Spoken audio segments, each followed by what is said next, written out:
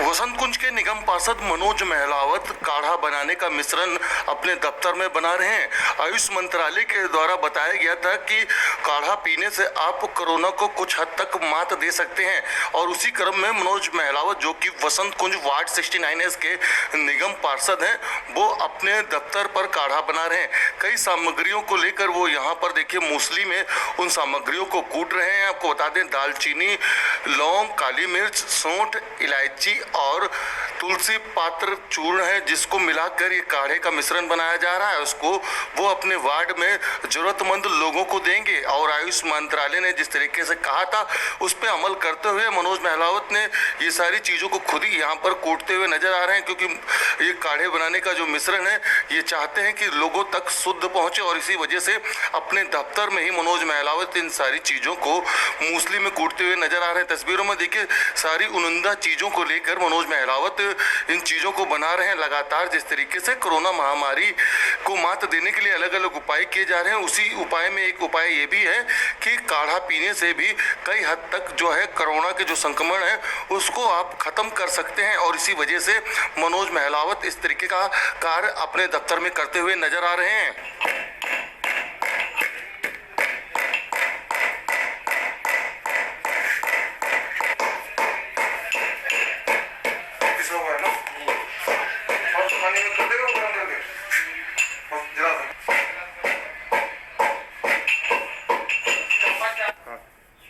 मनोज जी, आप एक राजनेता है, काउंसलर हैं,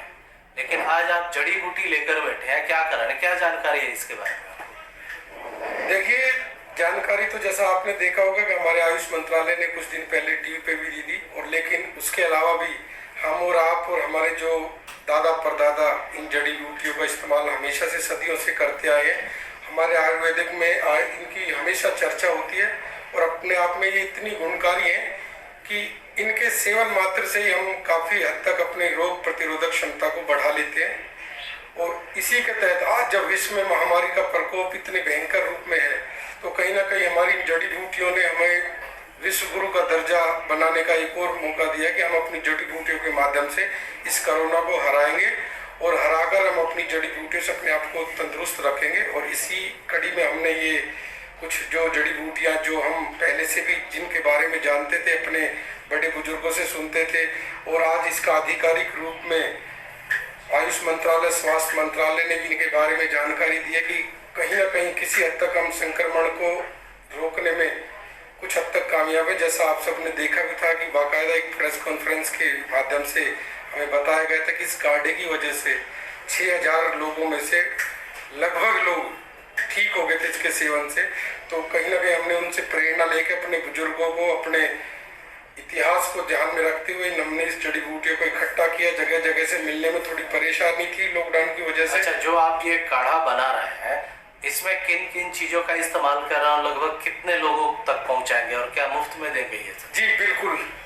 हम इस काढ़े में जो जो जड़ी बूटियाँ डालने वाले हैं या इस मिश्रण में जो हम मिश्रण तैयार करेंगे पिसाई करा के इसकी, उसमें दालचीनी है और उसके बाद सौंठ है,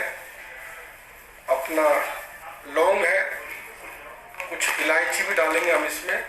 काली मिर्च आपके सामने रखिए, और ये एक तुलसी पत्र, तुलसी का जो पत्ते हैं या उसका जो अर्क होता है उसका एक मिश्रण बनता है, ये तुलसी अर्क है। इनकी बराबर मात्रा जो जितना सीमित मात्रा जो बताई गई है उसको फॉलो करते हुए उसका एक मिश्रण तैयार करेंगे। उस मिश्रण को हम गर्म पानी में, जैसे बताया गया, एक चुटकी 4 कप के लिए पर्याप्त है, वो उबलते पानी में डाल के हम 4 कप तैयार करेंगे। स्वाद अनुसार लोग इसमें अपना गुड़ की मात्रा भी डालेंगे तो वो कहीं ना कहीं इसका स्वाद भी अच्छा होगा और गले के लिए फायदेमंद होती है। तो ऐसे इस तरह से मिश्रण तैयार होगा। दूसरा, जैसा कि आपने पूछा कि आप इसको कैसे वितरण करेंगे,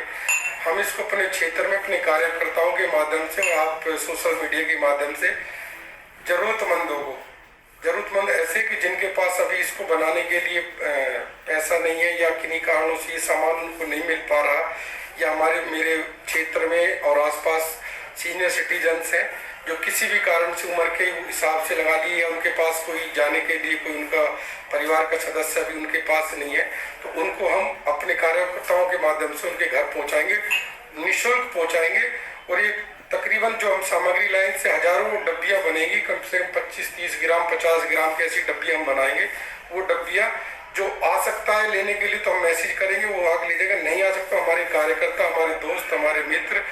और हम वो एक नंबर बनाएंगे जो हमारा नंबर, उसके माध्यम से हम घर घर पहुंचाने का काम करेंगे। क्या लगता है 0.4 लॉकडाउन की तैयारी अभी से शुरू होगी आपकी? जी बिल्कुल, जैसे अपने आप को हम तैयार कर रहे हैं कि हम लगातार 55 दिन से जरूरी सामान की व्यवस्था तो कर ही रहे हैं अपने क्षेत्रवासियों के लिए और आसपास के क्षेत्र वाले नागरिकों के लिए।